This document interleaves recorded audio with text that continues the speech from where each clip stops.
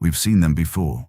Hulking fortifications of rock and stone, several meters tall, multiple battlements, ballistas, cannons, smoldering oil and arrows, and manned by hundreds, often thousands of men. Attacking it can lead to the deaths of thousands of your own men. Starving it out can take months of your time. So, why not just go around it? Why bother assailing an impregnable fortress and paying in blood, coin, or time? Why not just take our army and simply march around the enemy fortress? Today, we will be answering that very question and explaining precisely why during ancient and medieval warfare you could not just simply march around fortresses. Reason number 1. Supply lines. Supply lines are the lifeblood of any army, ancient or modern. Long campaigns with thousands of men required vast food supplies and ammunition. Having your supply train cut during warfare was and still is a death sentence. Armies cannot survive without food or weaponry. Now, how does a fortress play into this? A fortress is essentially an armed enemy camp. And if you were to simply go around an enemy fortress, you are leaving your supply train vulnerable to sabotage and assaults.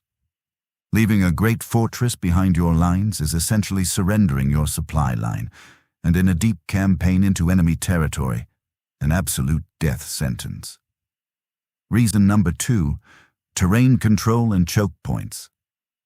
Fortresses were often built in the most inconvenient of places for an enemy army, specifically key terrain choke points such as mountain passes, river crossings, and major road networks.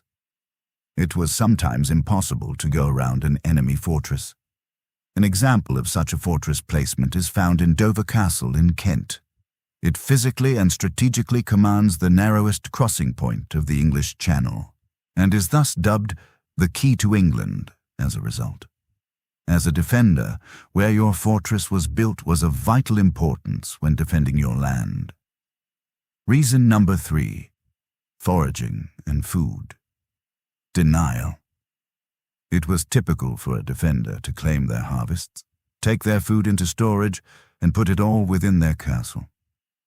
Their goal was not only to ensure that the defenders of the forts were well nourished and stocked, but also to deny the enemy the ability to live off the land. Armies run on their stomachs, and evading a strong fort with plenty of food provisions could potentially be disastrous. A starving army is a defeated army. Final reason. They were the center of political control. As the Roman Empire collapsed, a shift in power began to emerge. The realms of Europe moved away from a centralized authority and into a vastly more decentralized and chaotic style of governance called feudalism. Castles and fortifications were at the heart of this development as the Middle Ages developed. Controlling these supply hubs, fortifications, natural defenses, and centers of political authority were absolutely essential in governing a defeated kingdom. In conclusion, maintaining your supply lines, securing a vital choke point, ensuring your army was well fed, and finally possessing the center of political control within a territory made besieging a castle and not going around it the correct and logical decision for any military leader to take.